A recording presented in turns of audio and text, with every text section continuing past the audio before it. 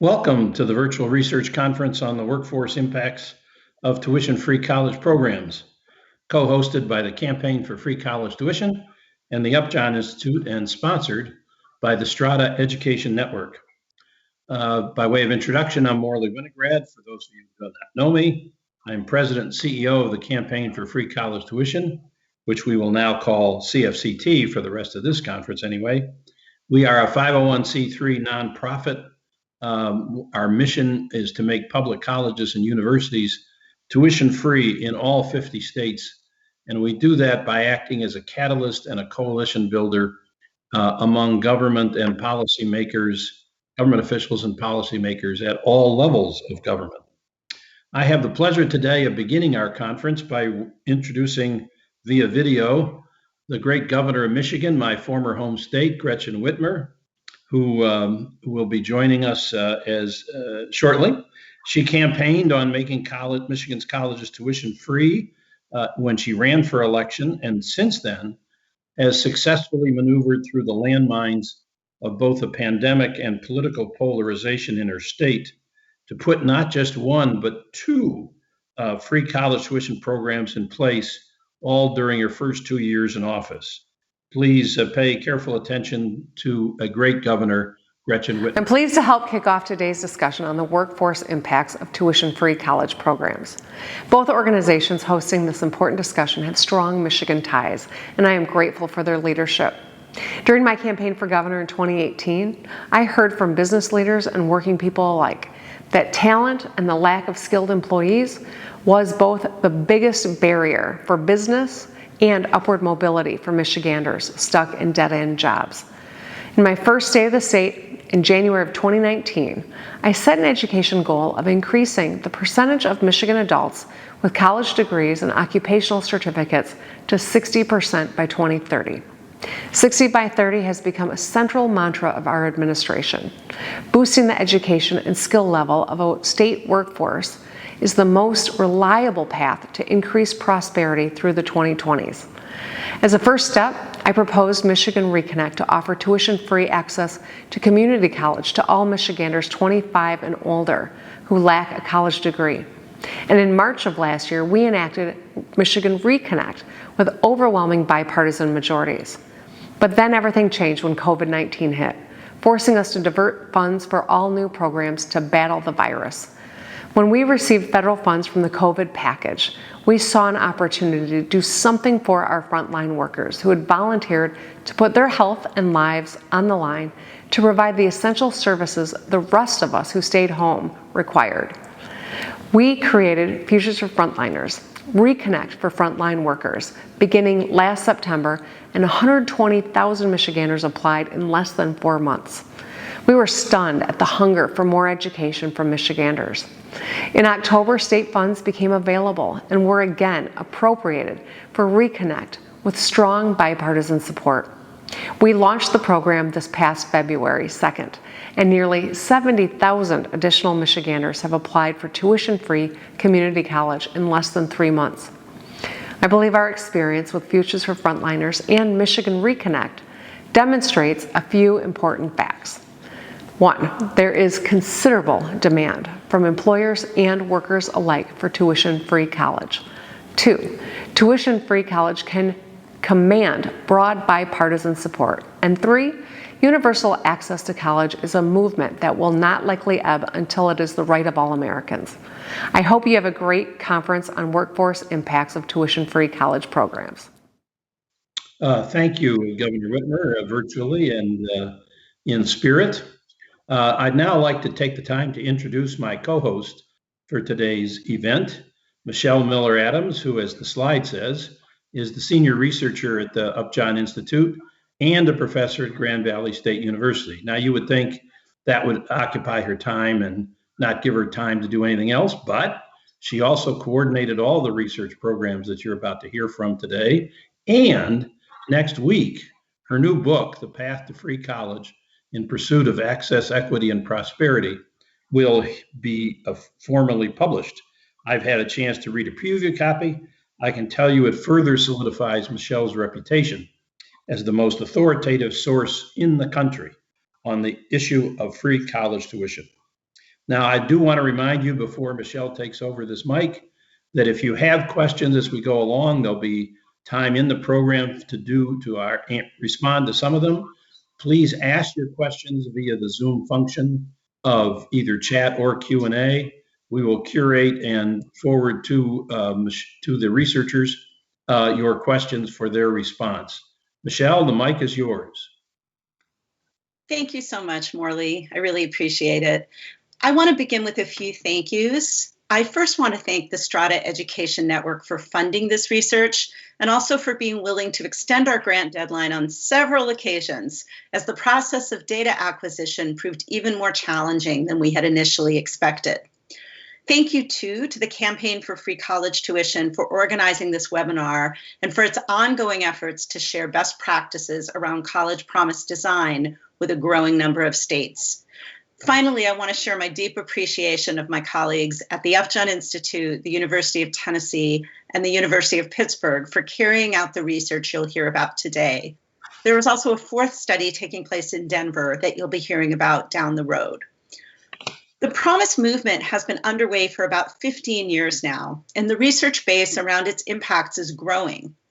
In thinking about the impact of community-based Promise programs, the most obvious impact is in the area of college enrollment and completion.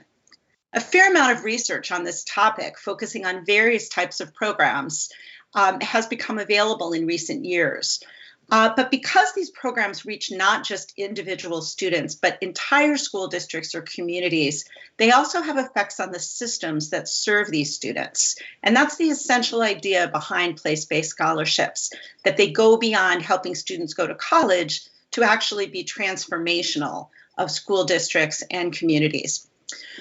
Research has shown that Promise programs can have impacts on K-12 school districts through the strengthening of college-going cultures and even some changes in student behavior and achievement.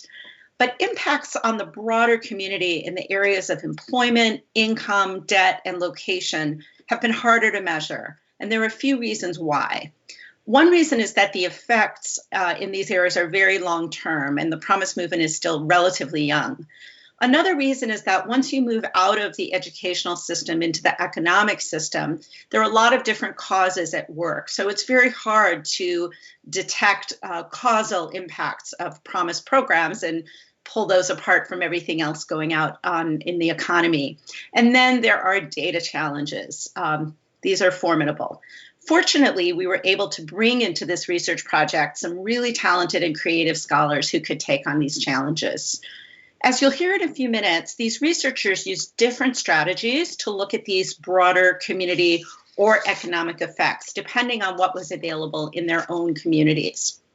The Upjohn team used data from the State of Michigan Unemployment Insurance Agency linked to student data to explore the workforce impacts of the Kalamazoo Promise. The team at the University of Tennessee was able to use that state's longitudinal data system that integrates educational and economic data for the state. And we were all very envious of that team and that state. In Pittsburgh, the University of Pittsburgh researchers are using data from the U.S. Treasury Department, which involves a process they'll be telling you a little more about.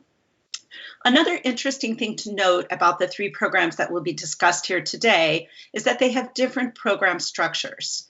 The Kalamazoo Promise does not have any income or GPA cutoffs and allows students to attend a broad range of higher ed institutions. Knox Achieves in Tennessee is also universal in terms of eligibility, but like the Tennessee Promise that grew out of it, it can only be used at two-year institutions. And the Pittsburgh Promise allows students to attend either two-year or four-year institutions, but there are some additional eligibility criteria focusing on GPA and attendance, and the program rules have shifted a few times over the years, making things extra fun for the Pittsburgh researchers. Because this research focuses on just these three programs, it's far from definitive. But what you are hearing today is the first rigorous research into the workforce outcomes of Promise programs. So we hope this research and this webinar will not only give you a sense of where we are in the process of understanding the economic and workforce impacts of Promise programs, but will also help launch more research on this issue in more communities. And now I'd like to introduce my colleague, Brad Hirschbein, a senior economist at the Upjohn Institute. He will be sharing some research that he and his colleagues have carried out on the Kalamazoo Promise. Thank you, Michelle, and thank you to the Campaign for Free College Tuition for co-sponsoring this event. I'm happy today to present some work on which we've entitled Beyond Degrees, Longer-Term Outcomes of the Kalamazoo Promise. Next. And so the Kalamazoo Promise is a universal place-based college scholarship that has functioned for nearly 15 years since the class of 2006. It provides up to 100% of tuition and fees, first dollar, so it stacks on top of other financial aid, to almost any in-state college and university in the state of Michigan. And unlike many other forms of aid, there are no merit or need requirements. To get the Kalamazoo Promise, you need only live in and graduate from the local school district. It is one of the oldest and most studied Promise programs, and my co-authors and I have found in previous research that it has increased K through 12 enrollment. It has decreased the number of disciplinary incidents in the school district while increasing student GPAs. And it has also, most recently, increased college enrollment and completion. And so enough time has elapsed at this point to examine not only what happens after high school, but to begin to examine what happens after college, what happens to employment and earnings notably. Next. And so we should care about place-based college scholarships because they've been growing tremendously in popularity over the past decade. Depending on how you count them, there are now 200 to 300 of them at both the local and state level. They have generally relatively weak eligibility requirements, much weaker than previous merit forms of aid.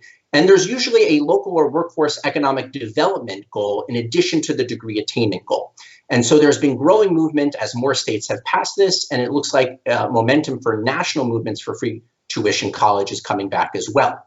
And so we know from studies of the prominent place-based programs, of which Kalamazoo is one, that they have generally finding increases in college enrollment and degree completion. And several studies have been done for Kalamazoo, El Dorado, Arkansas, Knox County, Tennessee, as you'll see, Pittsburgh, and many others. And in Kalamazoo specifically, we found increases of enrollment of 7 to 9 percentage points, bachelor's degree completion of around 8 percentage points, and any credential of around 12 percentage points. These are increases of around a quarter to a third, so they're quite sizable. The question, however, is whether these degrees translate into better workforce outcomes. Are the degrees enough? What happens afterwards? How do they contribute to economic vitality? And most importantly, if they're going to be publicly funded, are they worthwhile investments going forward? And that's what we're going to begin to answer today. But before I get to that, I need to explain a little bit more about how the Kalamazoo works and about Kalamazoo Public Schools. And so the beauty of it is it's really simple. To be eligible for the Kalamazoo Promise, you just need to live in and graduate from Kalamazoo Public Schools, the local district, from at least 9th grade continuously. You fill out a one-page form your senior year in high school. It has 6 questions on it. Very simple, none of them about financial aid or anything about your tax situation. And it will pay from up to 65% to 100% of your tuition and fees based on how long you've lived in the district, from 65% if you started in 9th grade, all the way to 100% if you started in kindergarten. Also, it can be good for up to 10 years or 130 attempted credits. You don't necessarily need to use it right away, although most students do. And to qualify, you do need to enroll full-time and maintain a 2.0 GPA, except if you're at the local community college where you have some more flexibility and you can be enrolled half-time. And they got Kalamazoo Public Schools. It is a mid-sized urban school district in Southwest Michigan, halfway between Chicago and Detroit. Like many urban mid-sized school districts, or even any urban districts, it is both poor and more ethnically diverse than its surrounding, mostly suburban districts. It's a little bit over half students of color, and it's about 2/3 free and reduced price lunch eligibility. And the mid-size translates into about 2 high schools and 1 alternative high school, about 500 students graduating per year. That's been increasing recently because the district has been getting larger. And so in order to do this study, we need lots of data. We have student level records from Kalamazoo Public Schools and the Kalamazoo Promise. And then we actually were able to get unemployment insurance wage records through special agreement with the state of Michigan. These are the same data that are used to qualify your unemployment insurance benefits when you lose a job. They track your underlying earnings to see what your benefits likely are to be. They've been matched to our academic graduate records for the classes of 2003 through 2013. That gives us 3 pre-promise classes, as well as several post-promise classes. And the data contain quarterly earnings records for every UI-covered employer that students are bound to have. And importantly, it also contains the residential zip code of the individual, so it can track where they're living. Are they staying in the local area? A key question for local workforce and economic development. And then, as with the previous paper on degree completion, where basically our approach is to compare promise-eligible students to promise-ineligible students before and after the promise, and see how the gap between them opened up once the promise actually took effect. There are, of course, some caveats. We cannot necessarily track everybody, particularly those who work outside the state. If they've left, those who are working for the federal government, including the military and the self-employed, those are not going to show up in the data, and so we can't comment that much about them. Nonetheless, we were able to match about 80% of all of the graduates in the data, and in any given calendar quarter, we get about 2/3 of them. The ones that we are least likely to match are the academically strongest students, many of whom leave the state, but also the academically weakest students, many of whom don't end up employed in a UI-covered job. So I'm going to go through several of the outcomes. The first one is employment. We're always going to be looking at the time frame 7 to 10 years after high school graduation. That's when students, individuals I should say, they're ex-students, when they are roughly 25 to 28 years old. We're going to be looking at 2 different sets of graphs. So the next graph, this is looking at all individuals in the data where we've treated the people we were not able to successfully match as a 0.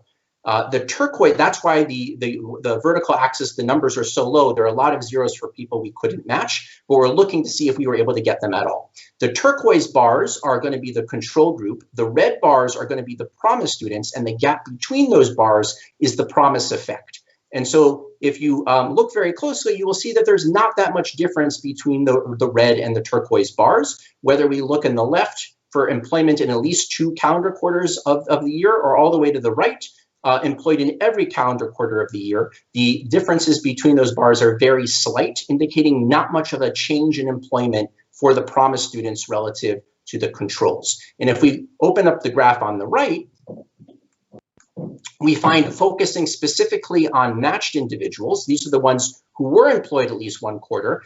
The numbers, the overall levels of employment are much higher. You can see that the vertical axis again. But again, the red bars are not that much bigger than the turquoise bars. So there's a slight employment increase for the promise students, but it's very small and it's not statistically significant. And so we conclude that the promise likely was not affecting employment of the individuals much. There doesn't seem to be much of an employment impact. However, employment is not the only outcome we care about. We also care about earnings, clearly, and that's in the next set of slides. Here we're focusing on quarterly earnings. And so in the left graph, we find that there actually is a bigger increase from the promise of several $100s per quarter. And you can see that the standard error bar is just capturing the control group on the left. So they're just not statistically significant, but it's highly suggestive that there is an increase in earnings for the promise students. And if we look at the graph on the right, we now focus specifically on a quarter where students were employed. There was a match that quarter. Are they earning more conditional on being employed? And the answer is weakly yes. The promise students are earning 6% more per quarter than the control students. But again, that error bar, you can see that lower end of it dips below the turquoise bar, so it's not quite statistically significant. So it's suggestive that the promise students are making more, but not by a large amount. However, if we go to the next slide, we also want to focus on the entire earnings distribution. That previous slide was looking at the average earnings, but earnings is a very skewed measurement because a few people can earn a lot of money and that can skew up the average. And so we really want to look at the typical person. And to do that, we're going to look at the entire distribution, whether the likelihood of earning above a certain amount, several different amounts each quarter has changed because of the promise. And we're going to see that on the next graph. And so here we're looking at the earnings distribution, the likelihood that earnings were above a certain threshold, where that threshold per quarter is given by the bottom, the horizontal axis at the bottom. And so you can see that that thick blue line is elevated well above 0%, particularly in the middle, right around a quarterly earnings threshold of $7,000. That translates annually to about $28,000, there is an increased likelihood of students making at least, or individuals making at least that amount of money per quarter. So it does seem to be raising the middle, and you can see it dropping down a little bit near the end. And now if we do the next slide, we focus specifically on employed individuals. The same pattern is shown there. The numbers are much higher, at least in the proportions of people making above each of those thresholds. Those are the numbers in red at the bottom there. But you can see that there's still an elevated likelihood of earning at least anywhere from around $20,000 annualized up to about $40,000 annualized. The thin dashed lines, however, that lower one is below that thick zero line, indicating that it's not quite statistically significant when we focus on all employed individuals. So again, it's suggestive evidence that the promise is raising earnings, particularly in the middle of the distribution, but it's not a slam dunk. And to summarize that, we can say that the likelihood of earning at least $7,000, sorry, we go back, that increases from 73 to 78%, which is meaningful, but again, it may not be as much of an increase as we were thinking, given the increase in degrees we were finding before. And we're almost out of time, but I also wanted to come back to the effects on the likelihood of where people were living, how close were they to Kalamazoo? Because again, this is really important from the workforce development angle. And so we're looking at the likelihood of being within different ranges from the central business district of Kalamazoo. And we can see that this actually is clear-cut statistically significant evidence that the likelihood of being closer within 10 miles or even within 20 miles of the central business district, basically within commuting distance, that did increase by about 11 to 12 percentage points because of the promise. So before it was generally in the high 70s, 80%, and now it's into the low to mid 90s. So there was a clear increase in the likelihood of being close by. However, what does all of this mean when we kind of wrap it up? Is that despite considerably boosting degree attainment, remember that increased by a quarter to a third, the Kalamazoo promise does not appear to raise employment 7 to 10 years later, and it only modestly increases earnings, generally by about 6% on average, but that amount isn't quite statistically significant.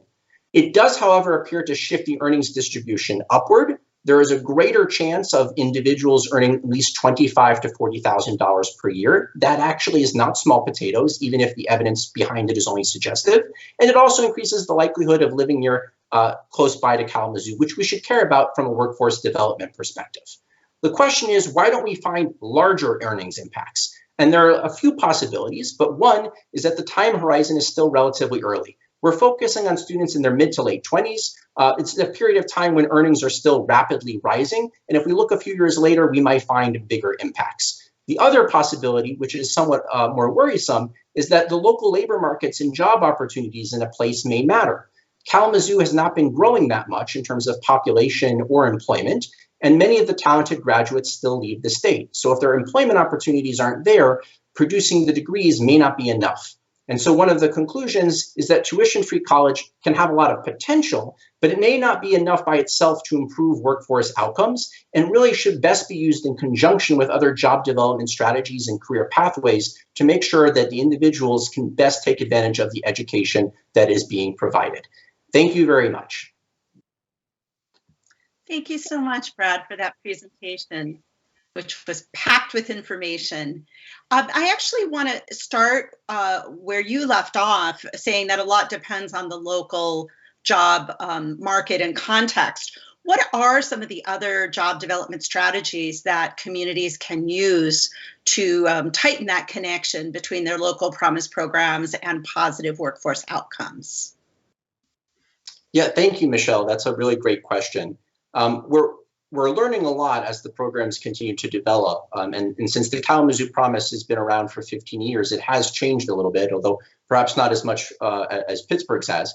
But one of the things that can play a big role is the amount of business involvement and the degree to which local businesses agree to, say, hire or put in the pipeline graduates from the local area or develop training opportunities for them.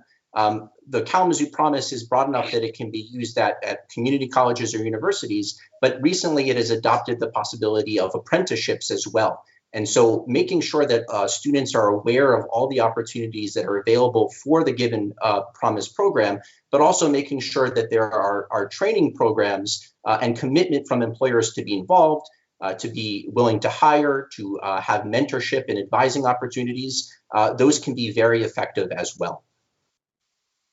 Thank you very much. So we've had a question come in about your data set and asking if that UI agency data includes not just traditional part and full-time employment, but also any earnings from the gig economy, self-employment, contractor earnings that are, of course, really important for the millennial population.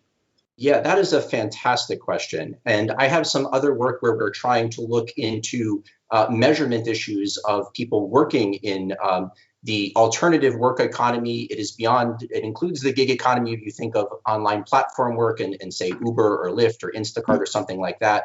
But even anything that is other forms of self-employment, working as an independent contractor, this has been a big issue nationally with AB5 and Prop 22 in California, for example. Unfortunately, the UI data do not capture those activities, and it is a drawback of them. As we learned when a lot of people were ineligible for UI benefits last year during the pandemic because they did not work in a normally covered job, such as working for one of those activities I talked about, where we needed to expand a new program, pandemic unemployment assistance, for many of them. And so we don't capture them, and it is a likelihood that many individuals who've gone through the Kalamazoo Promise are engaging in that behavior, those sorts of work activities. We are trying to survey some of the students, and we have learned that that is going on. But it is one of the disadvantages of UI data, both in Michigan and any state that is trying to evaluate workforce outcomes, including those that have full-fledged student longitudinal data systems. But it is possible to look at it with Treasury or tax data. And so when Pittsburgh gets their full set of results, they perhaps will be able to look at that. Okay. Can you also remind the listeners about what students were in your comparison group? Were they KPS high school graduates, or were there KPS high school graduates who went to college? Yeah, so we're comparing all Kalamazoo Public Schools graduates, whether they ever enrolled or not. And the basic idea is that students, the program began for the class of 2006. Most students are eligible, but a few students are not because they were not living continuously in the district since 9th grade. And we compare the eligible students to the ineligible students when the promise was in effect to what that difference was before the promise was in effect. And we go to a lot of additional checks to make sure that that's a valid comparison in our previous paper, and it seems it is. And so the comparison group is implicitly people who are both ineligible in the promise period, but also relative to the gap between the would-be eligibles and ineligibles beforehand. How much did that gap change? Okay. Can you also let folks know approximately what the baseline income is for the region, and what does a $4,000 increase look like in relative terms? Not everyone's familiar with our fantastically low cost of living here. Sure. Yes. Southwest Michigan is a relatively low-cost place, but I also think many people are unaware of just how little many people in their 20s make. Remember, not all of these people have full-time jobs. Many people have one or more part-time jobs. Several of them aren't employed at all. So there's a lot of variation. You think that someone with a full bachelor's degree may be able to be making $40,000, $45,000, $50,000 right out of college. Those are the exceptions. Those are the really fortunate people. A lot of people are not finishing college. Even with the promise, we found that the overall college BA completion rate within 6 years went up to about 33% of students, 35% of students. And so there's still a lot of people who are not finishing degrees. So $25,000 to $40,000 per year may not sound like a lot, but an increase of a few $1,000s there, even just $2,000 more per year, or $500 more per quarter, is actually pretty big when the baseline is that low. Right. Thank you. So can you say anything from the data you looked at about race? About effects. Yeah, that is a fantastic question. And in our earlier paper for the completions, we were able to break things out by race and by gender and by income status. And we found that the effects did not differ dramatically in terms of completion across those characteristics. And if anything, students of color benefited more than white students. Here, given how noisy or indeterminate and uncertain the earnings estimates were, we tried to do that for the same sets of student groups, but it really wasn't that conclusive. And so we really can't say much about differences by race or by gender or by family income, unfortunately. Okay, thank you. This might be the last question we have time for, and it's a little bit more of a theoretical question. But do you see any risk in focusing on things like earnings? Does that kind of contradict the message or the idea of place-based scholarship programs as public goods? And are we thinking about impact too narrowly when we just look at how much more money do people earn as a result of it? You and I both are well aware that the impacts go, far beyond those individual level student outcomes. Yeah, I mean, there are many goals of Promise programs, from higher educational attainment to greater civic participation. Many studies have documented the numerous benefits of having greater levels of education, from health and well-being to civic participation and many other things as well. But at the same time, being able to have a minimal standard of living, of having some stability of employment, having a minimum earnings threshold, I'm not saying that everyone should be expected to be earning six figures because they got a free tuition college program, but we really should care about it promoting greater economic and employment opportunity. It's something that we do need to look at. One of the things that motivates a lot of the programs is offering and having the ability for people in the community to have access to better jobs that give them a better quality of life. We know that increased earnings can be very valuable for people's sense of well-being and growth and health, family welfare as well. And so this is definitely one of the outcomes we should care about. We will continue to study for other outcomes as well. And it's still early. Even it takes 10 years plus to get to this point where we can begin to study earnings impacts, but they're only in their late 20s. And a lot of stuff is still happening, everyone knows, as individuals get into their late 20s and into their 30s. So we will continue to study other impacts as well, including a lot of qualitative studies and interviews to glean information that we can't from numbers like earnings. Okay, just a quick last question. Do you look at field of employment in this data at all? You mean like what industry they're in?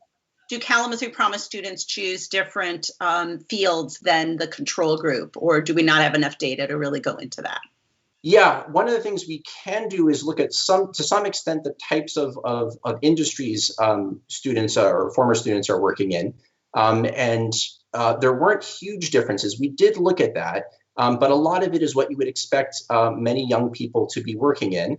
There's a lot of healthcare and social assistance type jobs, but there's still quite a few working in retail and food and accommodations, and not everyone has kind of been able to leave that. That was one of the things we might particularly be interested in. Are they able to get into a job with more upward opportunity? And it was slight. That may be one of the reasons why we found a slight earnings impact, but there were no clear-cut differences, I'm afraid. Well, thank you so much, Brad, for this work and for sharing it. We'll look forward to hearing more as you and our colleagues learn more. And I'd like to turn now to the University of Tennessee study and introduce our colleague and friend Celeste Carruthers. Celeste wears many hats. They are all University of Tennessee hats. She is an associate professor in the Haslam College of Business, but she has an appointment as well with the Department of Economics and the Boyd Center for Business and Economic Research. And she's going to tell us about what she and her colleagues have found looking into the workforce outcomes of Knox Achieves. Thank you, Michelle. And thanks to the Campaign for Free College Tuition and the Upjohn Institute for giving me a chance to talk about this study. My co-authors are Bill Fox, who is here at the University of Tennessee with me, and Chris Jepson, who is at University College Dublin.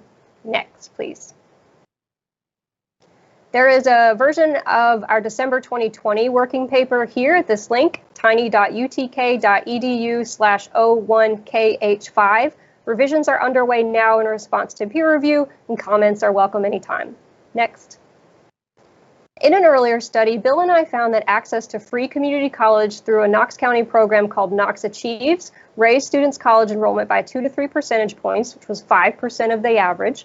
So here the three of us are following up and testing for longer-term effects of access to Knox Achieves on college completion, in-state work, earnings, and the industry that students work in after college. Next. Here's a little bit of information about Knox Achieves. It was first available to the class of 2009 high school seniors in Knox County. There's no merit or income criteria. They were linked up with volunteers. They had to meet with those volunteers, file for federal financial aid, complete community service projects, graduate, seamlessly enroll in a community college, maintain a 2.0 GPA, renew their FAFSA, and continue giving back with these community service projects. And in return, students received a last dollar scholarship covering tuition and fees for 5 semesters. So as many of you may know, but some of you may not, a last dollar scholarship covers the gap between required tuition and fees here at community colleges and any other grants or scholarships that a student is eligible for. Contrast that with a first dollar scholarship like Kalamazoo Promise, which just grants students the value of tuition, and then they can keep any additional grants or scholarships they earn and apply them towards other expenses. So this is a last dollar program that's going to be less generous to students than a Kalamazoo type of program, but more affordable to programs and states. On average, Knox Achieves spent just under $1,000 per student per year towards, at the time, about $3,600 in a community college tuition and fees. Next. Why study Knox Achieves? There are lots of programs across the U.S. going back in time. Well, we think that Knox Achieves is an interesting case study to analyze because those program criteria that I outlined earlier are very similar to what a number of states have increasingly been adopting in recent years with their own free college and promise-like programs. So Knox Achieves was available to Knox County seniors in the classes of 2009, 10, and 11. Next. It expanded with the class of 2012 under a new name, 10 Achieves, throughout much of East Tennessee and Memphis and West Tennessee. Next. It expanded again in 2013. Next. It expanded again in 2014, added Davidson County, where we have Nashville. Next. And then from 2015 to the present, all high school seniors in the state are eligible for Tennessee Promise, which again has essentially the same benefits and eligibility criteria as that earlier Knox Achieves program. Next. As of now, at least 36 states have at least considered bills for free college. Next.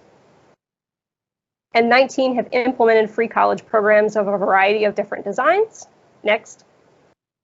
And most of those 19 share some pretty significant components with Knox Achieves. So 13 are limited to 2-year schools or associate programs, just like Knox Achieves. 13 only provide last dollar aid after other grants have been applied towards tuition. 15 have income, merit, or program restrictions that often differ from the Knox Achieves model, but all project a free college message. Next.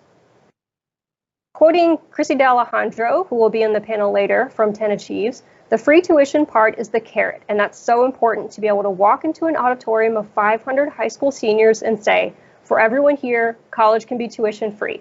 But the real magic is providing them that path with the right supports in place. So for many students in these auditoriums, the existing combination of federal, state, and institutional aid oftentimes already covers tuition and fees at the community college level or higher, but they don't necessarily know that when they're starting their senior year. They don't necessarily know that until long after they've initiated the college application and financial aid application process. So when someone from 10 Achieves walks in with a message like this, it really can be a significant game changer. Next. This is a quantitative study. So we link administrative data describing the senior high school classes of 2007 to 11. We link them to any degrees and certificates that they earned in in-state schools up to almost the current day. And we also link them to any in-state earnings and industry, excluding self-employment. Next. Here's a pictorial version of our research design. So the classes of 2007 and 8 are part of our control group. The classes of 2009, 10, and 11 are part of our treatment group, but only if they are in Knox County. The rest of the state is still part of the control group. In technical terms, this is called a difference in difference identification strategy. The paper has all of the details, specifications, and robustness checks. But essentially what we're trying to do is compare the Knox County change across cohorts in later college outcomes to the change across cohorts in other counties throughout the same time period. Next. So here's one result from that research design. we find that the likelihood of earning an associate's degree within 3 years is 1 percentage point higher for Knox Achieves eligible students than we would have anticipated. So that's that 1.0 up there, and it's bold. It's bold because we estimate that this is statistically significantly different from 0. The standard error is there in parentheses if you're interested in that measure of precision. And then the third number of these three, 3.6, gives the sample-wide average of associate's degree attainment within 3 years. So 3.6% of high school seniors attain an associate's degree within 3 years. Next. One concern with last dollar free community college programs is that it's going to incentivize some students to start at a 2-year school rather than a 4-year school in pursuit of a bachelor's degree, and this could slow down or even hinder their attainment, their completion of that bachelor's degree. Looking across all students, we don't find evidence for this. We find that Knox Achieves eligibility or access is associated with a 0.5 percentage point decline in the likelihood of attaining a bachelor's degree, but it's not statistically significant. It's not a precise estimate, although we'll see that that's different for some subgroups of students. In terms of earnings, which is the topic around which we're all gathered here today, we find that eligibility for Knox Achieves is associated with significantly higher earnings than we would have expected by about 9%. That's how to read that log result. Next. What I'd like to do next is outline these results for 3 different subgroups of students according to how many years they were eligible for free lunch between 8th and 12th grades. So others have shown that this is a reasonably good proxy for family income. So this, next, go ahead and put the next results up. Thank you. So students who were never eligible for free lunch between 8th and 12th grades on average are going to be higher income, not necessarily affluent, and they're not all going to be higher income, but on average they will be higher income students.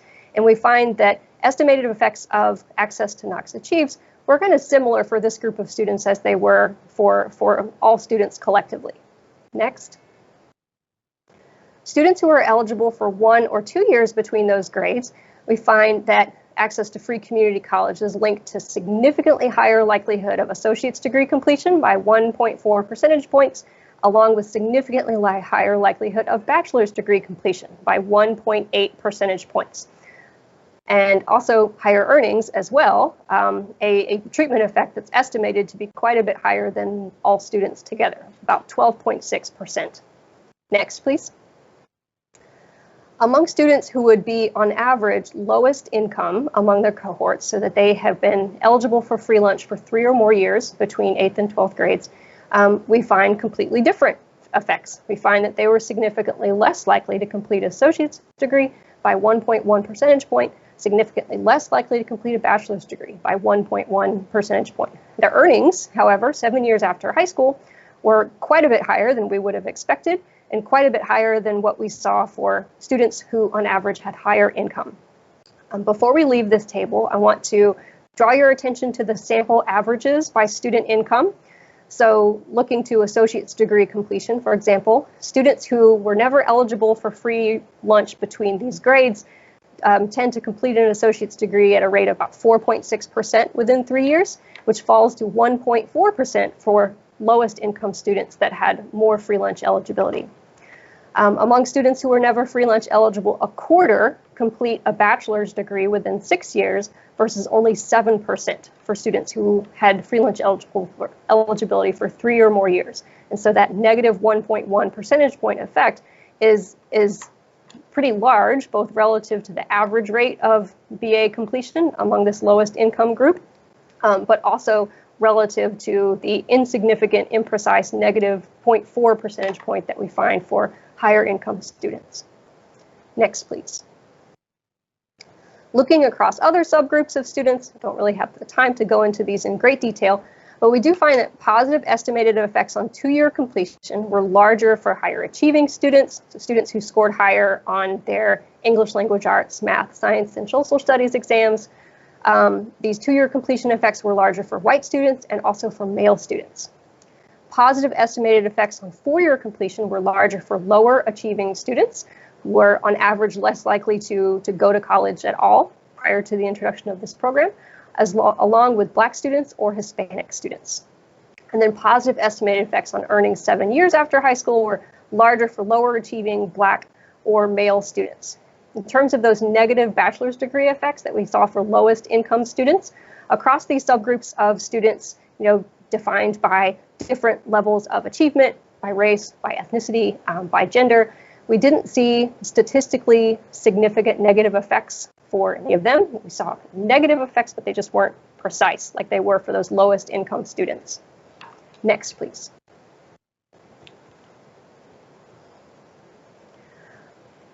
Okay, summarizing a few more of our results for earnings. So what we're looking at here is the estimated effects of access to Knox Achieves on the likelihood of having any in-state Tennessee earnings by years since high school, and years since high school is mapped out on the horizontal axis there. So starting with the very first year after high school, Knox County students are significantly more likely to be in the Tennessee workforce. And it's possible that that is a small result of the program, because if they're more likely to be in college, then they're going to have college expenses in addition to living expenses that they would have had whether or not they enrolled in college. And up to 9 years after high school, these Knox County students who are eligible for the program are significantly more likely to be working in Tennessee than we would have otherwise expected. Next, please. Among students who are working in Tennessee, and I'm calling them students even though 9 years after high school they're not necessarily students, among students who are working in Tennessee, we find that their earnings in in-state unemployment insurance occupations were significantly higher than we would have expected, again, starting 1 year after high school, climbing beginning 4 years after high school, and then tapering down to zero with the 8th and 9th year after high school. So that taper could be one of two things. It could be both things. It could be the effect of students in other counties catching up to those Knox County students. And it could also be a result of the composition of our sample and our data, which is changing. We observe 3 separate cohorts for 7 full years. We observe 2 cohorts for 8 years, and we only observe the class of 2009 for those 9 years after high school. The class of 2009 entered the workforce or entered college in the middle of a recession, and they tended to have lower earnings kind of throughout this time period. Next, please. And then finally, we summarized the industry that a student was working in at a given time by taking the average earnings in that industry nationwide and averaging across industries if they were working in multiple industries. And we find that this is significantly higher or different from zero than we would have expected starting 5 years after college, but pretty small, and then kind of declines back down to zero beginning with 8 years after college, and is actually less than we would have expected starting 9 years after college. Next, please. So 3 policy implications that I want to conclude on. 1, messaging matters. It's important to help students understand the cost of college early enough to make a difference in their decision making. And that goes for last dollar free community college programs, but also for 4-year universities. Understand and smooth out transfer frictions. So I'm concerned about the result that some subgroups of students, particularly lowest income students, were less likely to complete a bachelor's degree as a result of access to a free community college program. The transfer route to a bachelor's degree remains one of the lowest cost options for a lot of students. It's not going to go anywhere, but we can understand more about what hurdles students face in transferring to 4-year universities to complete their bachelor's degree intentions, and we can work to smooth those out. And then finally, money matters. There are more details in the paper, but the effects on completion, even the positive effects on completion, were smaller for this last dollar program than they were for first dollar programs, which tended to grant students more in grants and scholarships. Next, please.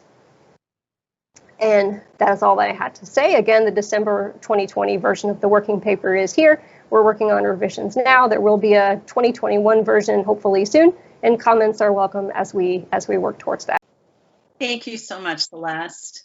I'd like to push a little bit deeper into some of those policy implications that you raised on your second to final slide. So could you say a little bit more about messaging and why it's important and how that works for students? Yeah, absolutely.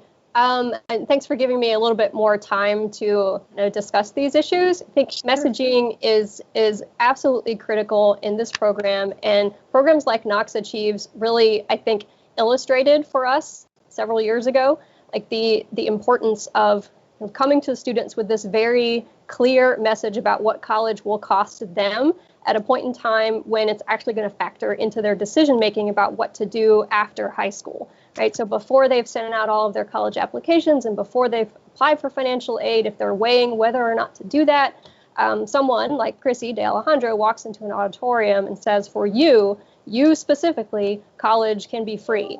And that's not necessarily a message that students are going to hear or they're going to know about until pretty late in the application and financial aid process, if then at all.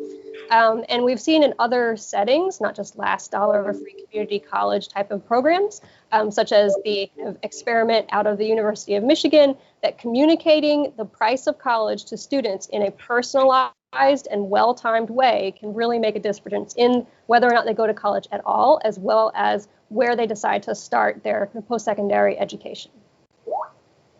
Okay, that's really helpful and interesting. I wanted to ask about an area that you haven't done a lot of work on yourself, but you are very familiar with it, and that is Tennessee Reconnect. Some of these state programs that you mentioned include adults in their program and others do not. But you have a good example in Tennessee of a program that allows adults to go to college tuition free. So can you say anything about how, just as the Tennessee Promise grew out of Knox Achieves, how did Tennessee Reconnect come about? Was that just kind of a natural extension of what stakeholders were trying to do? Well, Tennessee Reconnect under that name, and there were a couple different stages of that program, starting with Tennessee Colleges of Applied Technology and then expanding to community colleges, but always for these older 25 and up, non-traditionally aged students. They happened at about the same time, I think, and someone in the call can correct me if I'm wrong. Tennessee Reconnect, the first wave of that started with that same 2015-16 academic year.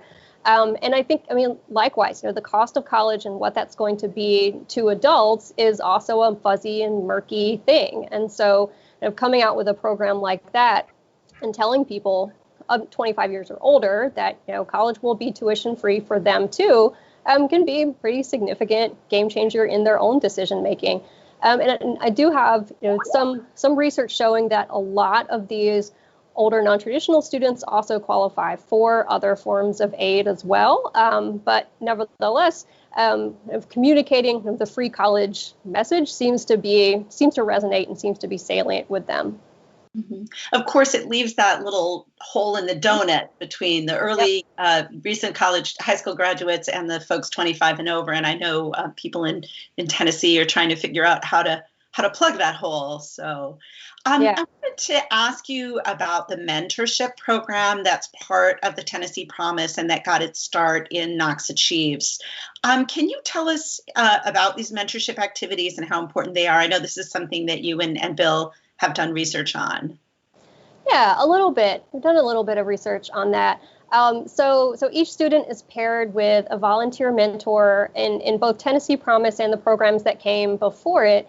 And mentors work with small groups of students, and they kind of help them think through the logistics of getting to college and getting their applications in and scheduling their classes, and they kind of advocate for college to parents and families. And sometimes mentors can play a pretty big role in kind of solving some problems that come up along the way, in addition to the staff, such as in Tennachieves and the Ayers Foundation, who are partnering organizations that also serve as a point of contact to students.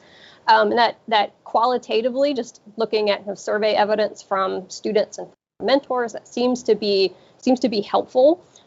There are also just several thousand mentors who participate in this every year, and I think that it probably does something to close the empathy gap between people who volunteer to mentor and students who are kind of on the fence about going to college. So having a college-educated mentor kind of talk and learn from these students is really an indirect and helpful effect for the mentors as well.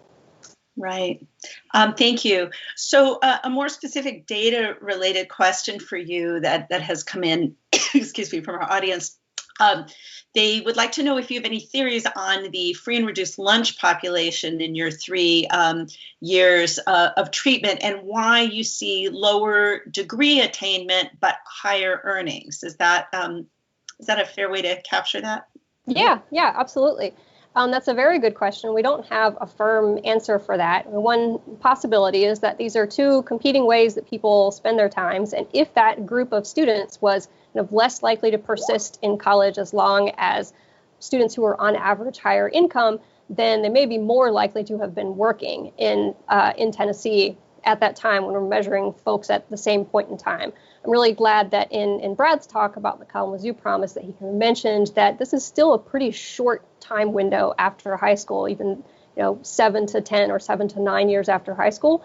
People are still kind of in their early 20s and bouncing back between higher education and the workforce sometimes. Okay, thank you so much, Celeste. We really appreciate it. I think it's time to turn to our third case study. So I'd like to take a moment to introduce our colleague, Lindsay Page. Apparently you weren't allowed to be part of this project unless you have about 2 or 3 affiliations, and Lindsay is in that category too. She is an associate professor of research methodology at University of Pittsburgh School of Education, but she is also a research scientist at Pitt's Learning Research and Development Center and a faculty research fellow at the National Bureau of Economic Research. Lindsay is going to share some of the research that she and her colleagues have underway about the Pittsburgh Promise. Thanks, Michelle. I'm really honored to be here today to share work on behalf of myself. My name is Lindsay Page, Danielle Lowry, and Jennifer Iridi, who are my colleagues at the University of Pittsburgh. And the work that we're going to be sharing with you today is really part of a body of work that we have ongoing with the Pittsburgh Promise. So today what I'll be talking about is really our efforts to track labor market outcomes of the Pittsburgh Promise. So if we look in the next slide, just to start out with some background about the Pittsburgh Promise. The Promise was begun in 2008 with a $100 million investment from the University of Pittsburgh Medical Center, UPMC, and then $12 million from the Grable Foundation, $19 million from the Heinz Endowments, and $15 million from the Pittsburgh Foundation.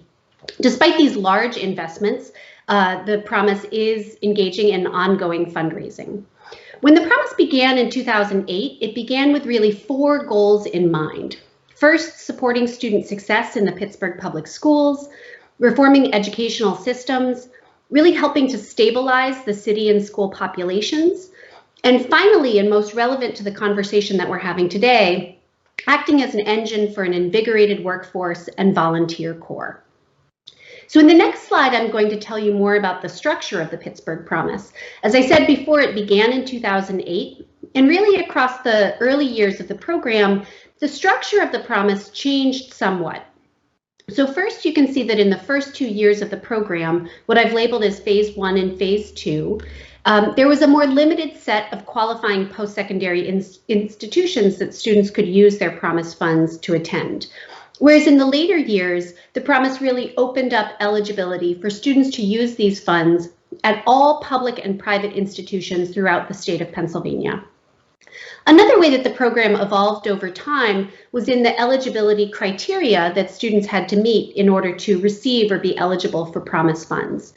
In the first year of the program, students had to earn a GPA of 2.0 or above, whereas in the second year, that GPA criteria was raised to 2.25 and finally to a threshold of 2.5. As you'll see on the next slide, that GPA threshold becomes important for eligibility for the program. In the later years of the program, the other aspect that I want to highlight is that in addition to what we refer to as the core scholarship, for which students are eligible at a GPA of 2.5 or above, starting in 2010, the program implemented the Extension Scholars Program for students with a GPA in the range of 2.0 to 2.49, and Extension Scholarship students are able to use funds to attend a local community college first before transitioning to the core scholarship. As you see on this slide, in later years, there's an attendance requirement and certainly a residence requirement where students today essentially have to attend the Pittsburgh Public Schools from 9th grade on in order to be eligible for funding. The one other piece that I want to highlight is that over the years, the maximum award has changed. In the early years of the program, the maximum award for students was $5,000, whereas for a period of time, the maximum award was raised to $10,000. Now, I want to focus in on that GPA requirement, and if we go to the next slide, what you'll see on this is that the Promise program was really working as expected. What you see here is a graphic that represents the share of students who received Promise funding. And what I've done on this graphic is recentered it at the GPA cutoff relevant for the 2008 and 2009 years. What I want to highlight for you is that in those early years, recall that for students who were below that GPA threshold, students below that threshold were not eligible for any Promise funding. Whereas in the later years of the program, what we see is that below the threshold, there are some students receiving Promise funding, and that's again because of the Extension Scholars Program. Nevertheless, because of the way the program operated, what we see is that at this GPA cutoff for full Promise or core Promise eligibility, there's a sizable jump in the share of students receiving Promise funding. What we see across the years is that on average, there's about a 33 percentage point jump in immediate receipt of Promise funding across cohorts.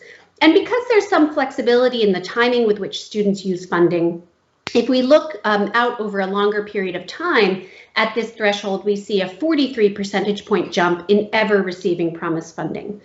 Now, these pictures are important because in the analytic strategy that we use to zero in on the impact of the Promise, we're really going to be focusing on what's happening for students right around these cutoffs. Because for students who are above and below these cutoffs, this GPA cutoff, students are very similar. We can see that in our analyses that students are very similar observationally, and we know that students have achieved a similar level of academic achievement in high school. So we're going to use a regression discontinuity strategy to understand the impact of the Promise, comparing students who are just above this threshold to students who are just below this threshold. So on the next slide, what you'll see are the early impacts that we have estimated, or the impacts that we have estimated on eligibility, on college enrollment, and on early persistence in college. So in each pair of bars, the darker blue bar reflects students who are just below that GPA threshold, compared to the lighter blue bar, which represents students who are just above that threshold. And then across the bottom of this graphic, what you can see are different outcomes that we have considered to look at the impact of the Promise. So we see that for the cohorts that we have examined, we see a 5 percentage point increase in ever enrolling in college.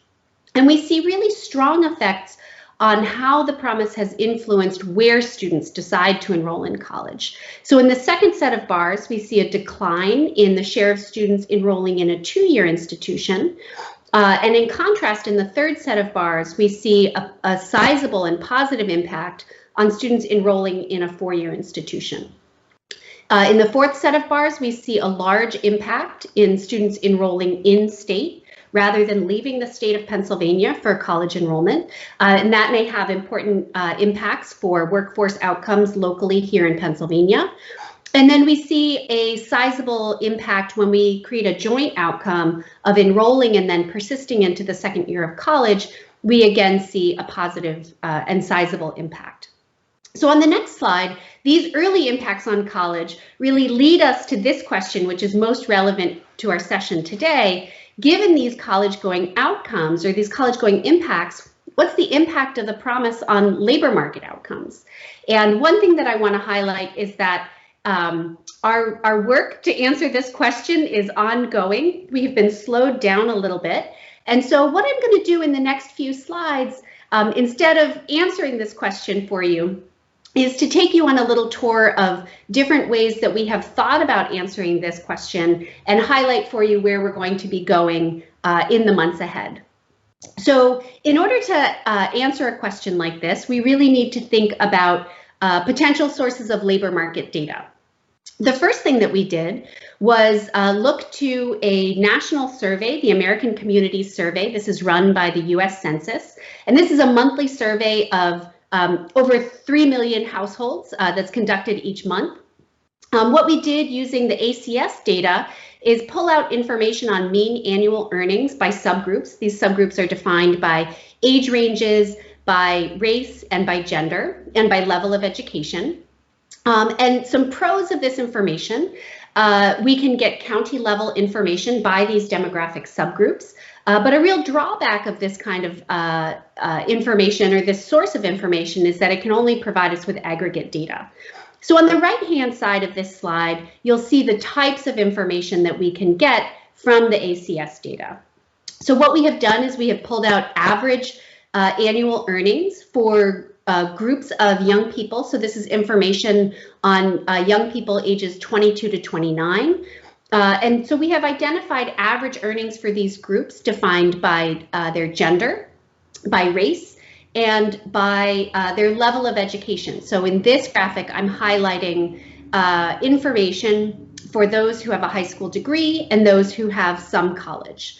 In parentheses, you see information on whether or not or what share of folks in each of these groups appears in the labor market.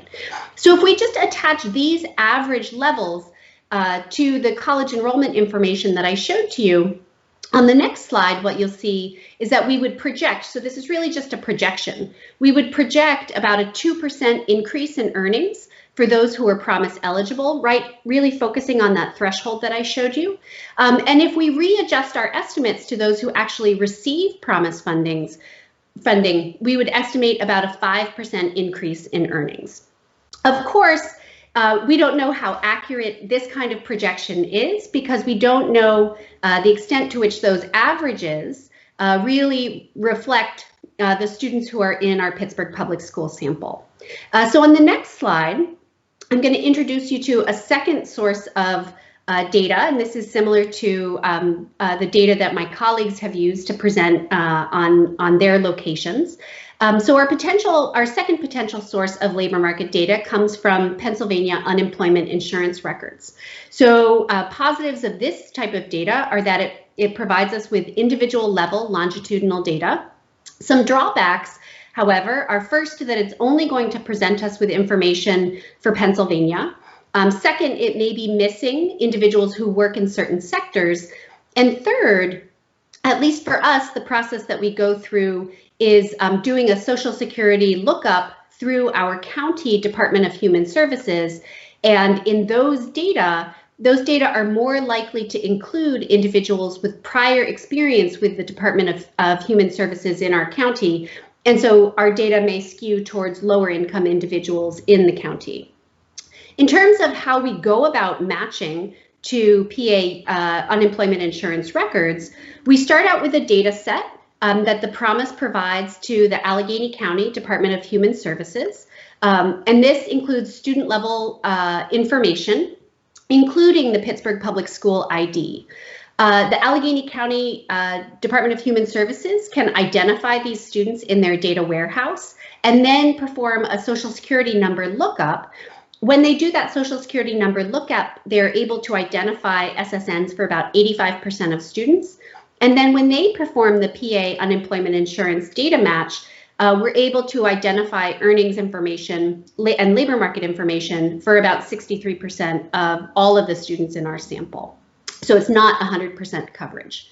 In the next slide, what's interesting, just to give you a sense of the type of information that we're able to gain by using the unemployment records, here what we're able to see is a distribution of the sectors in which Pittsburgh Public School students are working. And so this distribution of sectors is very different from Pittsburgh of decades ago, where we might have seen a larger share of individuals working in manufacturing. Here, what we see is a large share of Pittsburgh Public School graduates working in healthcare and other service sector type positions. Finally, in the next slide, is the third source of data that we've slowly made progress with, and that's earnings data, labor market data from the US Treasury. So some positives of working with data from the Treasury are that we have access to individual level longitudinal data and really a wealth of outcomes. The drawback is that working with these data really requires us to provide a data set to our colleague at the Treasury. As you see in the graphic, we filtered that data set through the Pittsburgh Public Schools. So this required a data sharing agreement with the Pittsburgh Public Schools as well. For us to provide data to the US Treasury, for our colleague at the Treasury to do a Social Security number lookup and then match to tax records. What's exciting is that by working with Treasury data, we're able to achieve a 90% record match. On the next slide, what you will see is really the host of outcomes that we will be able to look at using Treasury data. So our outcomes will fall in the categories of employment and earnings, career and employment type, tax payments and credits. We'll be able to learn things about family and the household, things like marital status and parental status, as well as home ownership. And then finally, we will be able to understand geography and mobility. So we'll be able to look and see, are these individuals residing in Pennsylvania, in Allegheny County, or in the city of Pittsburgh and in the city of Pittsburgh. So as I noted, we have been a little bit slowed down in regular access to the data that we need to do these analyses. So I'll ask you to please stay tuned, and we look forward to sharing all of our results beginning later this year. So thank you so much for the opportunity to share. Thanks to my colleagues Danielle and Jen, and we look forward to participating in the conversation. Thank you so much, Lindsay, for sharing this with us. I wanted to ask you to dig in a little bit on the mechanics of working with the U.S. Treasury. There are huge advantages, obviously, as one of your last slides shows, but how does that work? How do you do that? That's an excellent question, really an excellent question. So in order to do this, it required a lot of teamwork, a lot of relationship building. I would say the first piece of relationship building was having a colleague at the Treasury who was interested in working with us on this project. And we really built that relationship through another colleague here who was here at the University of Pittsburgh. He's since left, Jason Cook, who has a friend and colleague who is an analyst at the Treasury. So it was really via those personal relationships that we were able to identify a Treasury analyst interested to work with us. The other thing that it required, this is really in the weeds of data sharing agreements, but the other thing that it required was permission, not just from the promise, but from the Pittsburgh Public Schools to be able to provide an identified student level data set that we could pass on to the Treasury for the purpose of data matching. So I really want to underscore that this work is made possible by a lot of trust and a lot of relationship building, trust that data is going to be carefully protected, and the relationships to be able to communicate well and to have trust across the different agencies that are represented in these data. I think that's a really important point. And what you're describing here, in case anyone missed it, is basically a four-way data sharing agreement. And I would say that all of our research groups have really spent a lot of time on that issue of how to protect and yet use data in ways that are going to yield insights for the promise movement. As I said at the beginning, we spent a lot of time. We knew it was going to be hard, and it was even harder than we thought it was going to be. So I do want to ask you another question that's coming from one of our Zoom listeners about the role of local higher ed institutions like Pitt, Carnegie Mellon, Duquesne, and other Pittsburgh colleges, and what their connection is to the Pittsburgh Promise. We know Promise programs are all about alignment. What role have these local colleges and universities played? Yeah, that's also a great question. I would say in general, our local colleges and universities, certainly students can use Pittsburgh Promise funds to attend public and private institutions all across the state of Pennsylvania. For our local colleges in particular, they are certainly interested in the positive outcomes for graduates from the Pittsburgh Public Schools. With several of the Pennsylvania colleges, and I would invite eventually Salim to talk more about this, the Promise has gone through great effort to establish strong partnerships with a number of colleges and universities throughout the state, more in thinking about the support that Promise recipients will get once they're on campus. What kind of financial support will the colleges be providing to students? What sorts of other supports will the colleges be providing?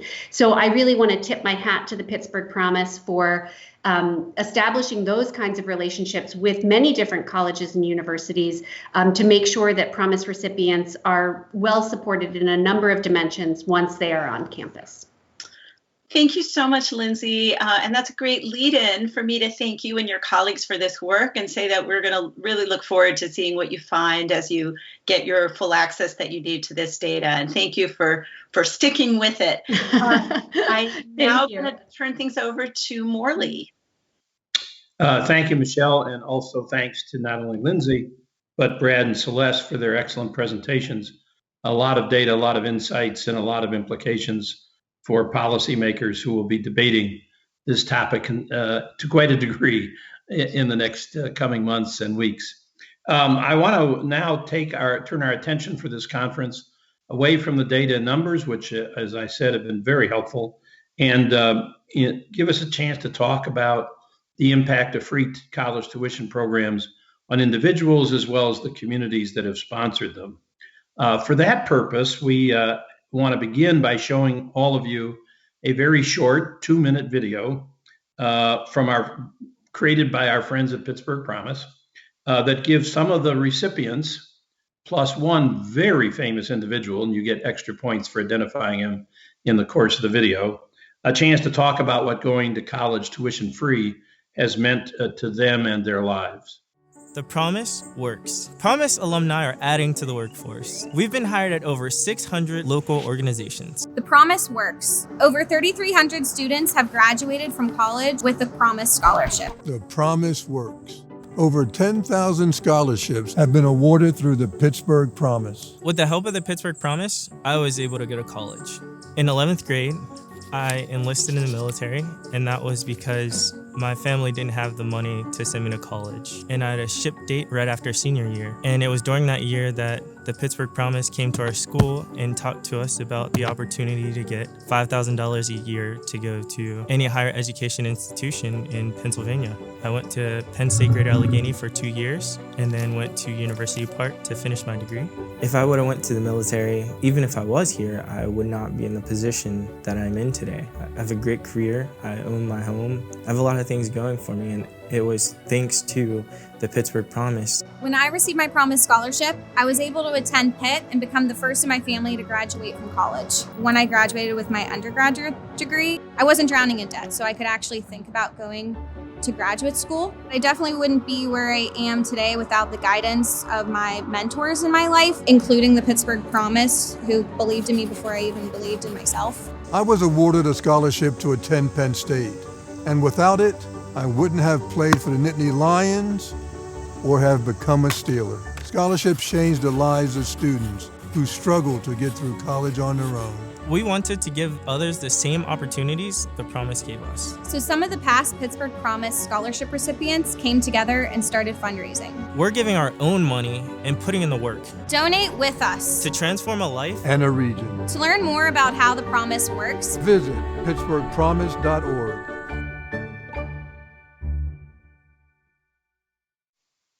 Well, we've gone from Governor Whitmer to Franco Harris and all points in between. Thank you very much, Pittsburgh Promise friends, for that video.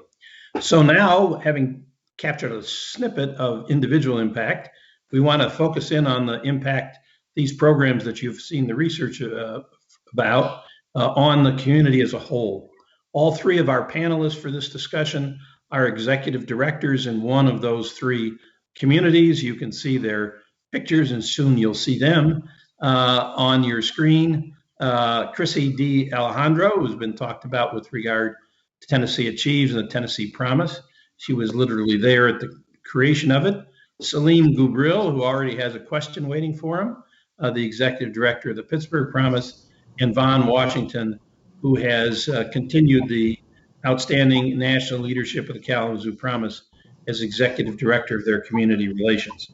Michelle is going to stick around and join me in moderating an interactive, as interactive as we can possibly be, discussion about these community impacts. And I've asked Michelle to join us because I once again want to remind you that she documents all of this history and results in her great new book, The Path to Free College. Michelle, welcome. Thanks, Morley. And hi, Chrissy, Salim, and Vaughn. Welcome. There they are, all live. Yeah. And waving to prove it. Let's get started here because we only have a limited time before our conference time is over. Let's start, obviously, Vaughn, we have to start with Kalamazoo Promise. It was, after all, the first such program in the country. Tell us a little bit about, and again, I apologize, answers have to be relatively short to squeeze all the conversation in. But can you please just quickly talk about the impact that this Kalamazoo Promise has had on the city of Kalamazoo? Yeah, thank you, Morley and Michelle, and thanks to everyone that helped put on this event.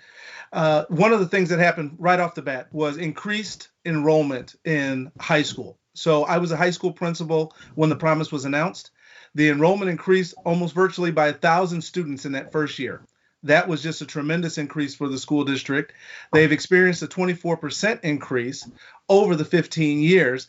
Started off at that time in the mid 400s with graduates.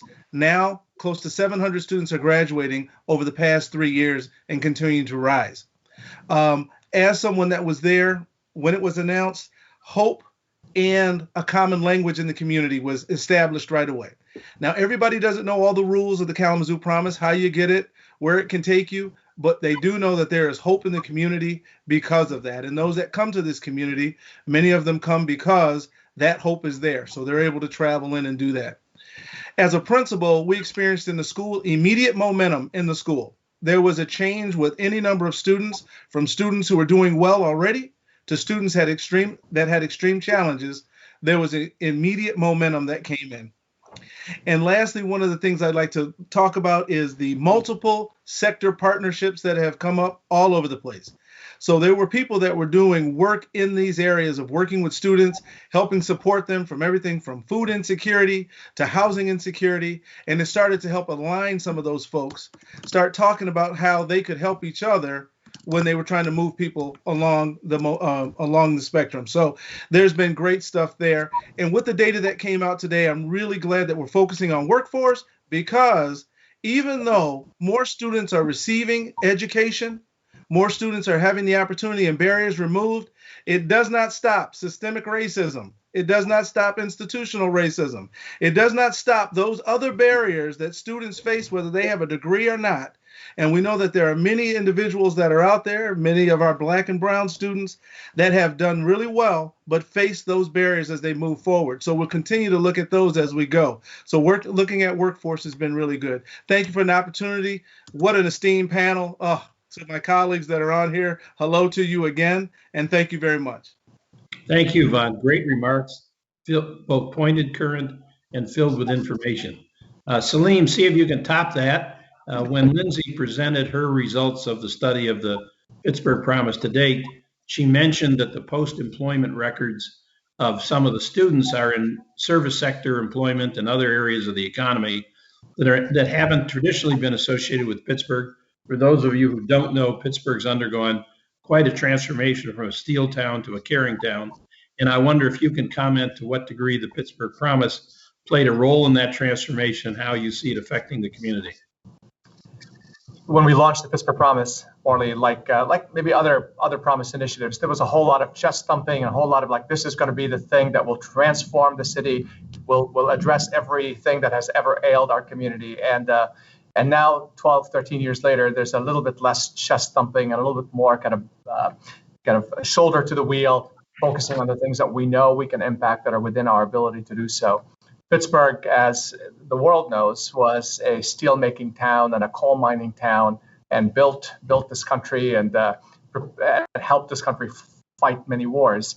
However, with the demise of these industries, Pittsburgh rebounded very quickly and remarkably creatively, especially compared to other Rust Belt cities that experienced the same thing. Fast forward, today Pittsburgh is manufacturing is still here, but it represents somewhere between 15 and 18% of the region's economy, while the economy is largely dominated by healthcare, by the universities, and by information technology.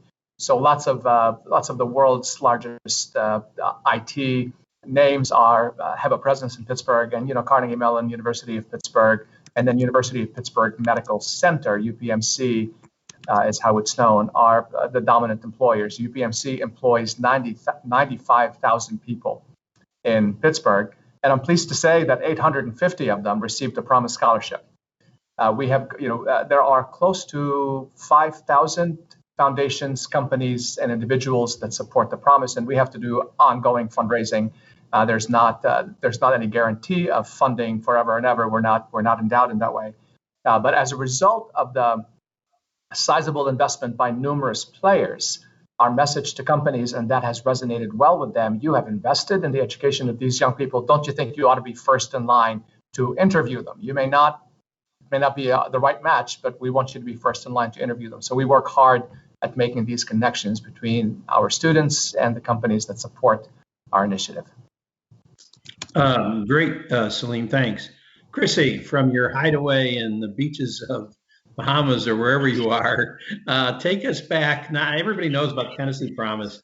Most people don't know that you were there at the creation of Knox Cheese long before there was a Tennessee Promise. Can you just go back a little bit to the time when it was just a crazy idea and not even this guy Haslam believed it would work, and tell us what it was like in terms of what its impact on Knoxville was, putting aside and not bragging about the fact that it transformed the entire state eventually. Well, I have to brag about that, right? I mean, you can't give me a microphone and not let me brag a bit. But thanks, Morley. Thanks, Michelle. Super excited about your book. So I think five things to talk about here. The first is the impact measures of success. Vaughn mentioned that increase in enrollment. We saw that immediately with Knox Achieves, even though it was small. We saw FAFSA completion increases. We saw college going rate increases, and then ultimately graduation increases. So those measures of success dramatically increasing. We also recruited, trained, and retained, at the time, hundreds, now thousands of volunteer mentors who serve as obviously that cheerleader, that someone in your corner that our students need, but they're also important advocates for education, specifically the transition to post-secondary and the barriers that stand in students' way, like housing insecurity and food insecurity, and the importance of closing equity gaps. So that mentor piece has multiple layers of benefits. And, Knox Achieves was launched in a mayor's office. It was an economic development initiative. And so what I think is so amazing about the program is that while there are countless student benefits, our chambers and our local leaders in Knoxville, my hometown, continue to talk about the workforce development impacts that this program has as they're recruiting business and industry to our communities. And I'll piggyback on Vaughn again to say, we shifted the culture in Knox County. There's not a student in Knox County that doesn't know about Knox Achieves, Tennessee Achieves, and now the Tennessee Promise. It's not about if you're going to college, it's about where you're going to college. And that's not only true for students and families, but it's also true within our school buildings. And then finally, and I think most important for my team, or most exciting for my team maybe, is that it continues to spark innovation. We've come full circle in Knox County, and we're now piloting, thanks to the Haslam Family Foundation, Knox Promise. So again, lots of promises and lots of achieving, but Knox Promise, which, if Tennessee Promise allowed our mission to go wide, this allows us to go deep with students who need us the most. We've added intrusive proactive coaching for every student. We also have a completion grant component. And so I think the benefits, again, for me, have just been how embedded this is in the culture of our community. And it's I know this is true for Pittsburgh and Kalamazoo as well. Thanks, So- Christy. I'm going to let Michelle get the next question in here. Yeah, And then we're after that, at our after you initial guys stop. take on that question, if we have a chance for interactivity and haven't run out of time, we will do so. Michelle? Okay, we're at our initial stop time, but we've decided since you are all here, we're going to keep you here for another 5 minutes. And we talk a lot about messaging when it comes to Promise programs, how important that message is. And we have a very good question from one of our loyal Zoom listeners, which is that how do you do it? What is the best way to communicate about the Promise to your local community, not just students, but that broader community that you've all been describing?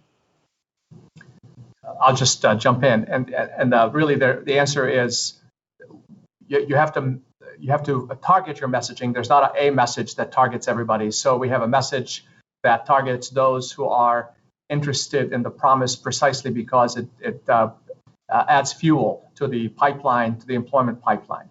Different set of messages there. For those who just simply care about kids and transforming lives, different set of messages there.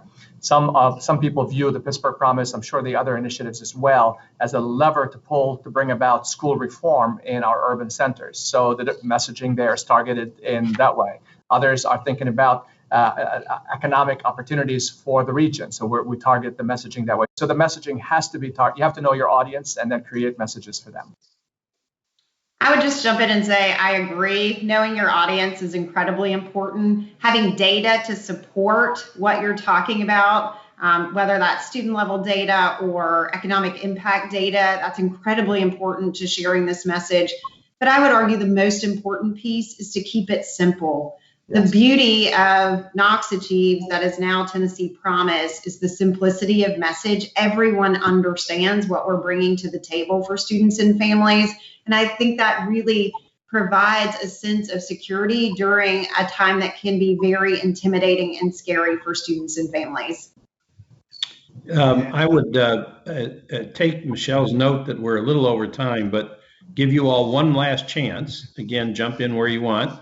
Vaughn, you're welcome to pick up on where we were with the other one too, and just talk as people are thinking about why we haven't quit and where's their lunch. Give us what's your top priority and how's the messaging coming, Vaughn? Start with you. Top priority for us right now is trying to make this connection with our scholars and the community at large, especially the business community, helping them understand how they play a role in this. The business community is talking about workforce and the stress that they are having. We feel like we're a solution to that. And so we want to work closely with them, but all of that goes with diversity and inclusion. All of these types of things have to go with it. And as a community agreeing they're important, and then coming together with two programs. Thank you, Morley. Thank you, Vaughn. Celine, Chrissy, top priority? Chrissy, would you like to go ahead? Sure. I would say ours continues to be meeting each individual student where they are at scale. 89% of high school seniors come through our program. So even if this is your plan B, you are a student of Tennessee Achieves, and we take that very seriously. And so again, that scale is critical. Doing something in a boutique-y way seems to really move the needle, but how can we scale that and ensure that it's closing critical equity gaps? And again, just really meeting each individual student where they are. And for us, the immediate one is, it's very important to us that the demographics of the Pittsburgh Promise represent the demographics of Pittsburgh public schools. The underrepresented demographic in the Promise population is Black males. Recognizing this, we have deployed some incredible young leaders to work inside high schools that are predominantly Black and predominantly low income to increase the Promise utilization rate in those schools. So that's the immediate priority. Long-term priority is that there has to be, and Morley, this is what you're driving hard, there has to be a public policy solution for the way we fund higher education in this country. All of our programs are at best very large or different size band-aids. They don't address the systemic issues and the policy issues that only folks in DC and in Harrisburg and in Lansing and in, I don't know what the state capital of Nashville is. That has to happen on the public policy level. Thanks, Celine, for that great transition lead in. We are going to wrap up. There's no question that the policy debate on this topic will not only heat up, but be so much more well-informed by your contributions and your work. And Michelle, all the research that you help coordinate in the research teams. The country owes them a debt of gratitude for their work as well. If you are listening and didn't get your question answered, we're going to show you a slide now that has the email addresses for both Michelle and me. Feel free to just send your questions in. We'll get them answered from wherever you direct them or to whomever you direct them. And thanks again for your attendance. We've had a great turnout today. There remains a ton of interest in this topic, thanks to Michelle's new book and her work on it and our work of the Campaign for Free College Tuition. Thanks, everybody. Bye.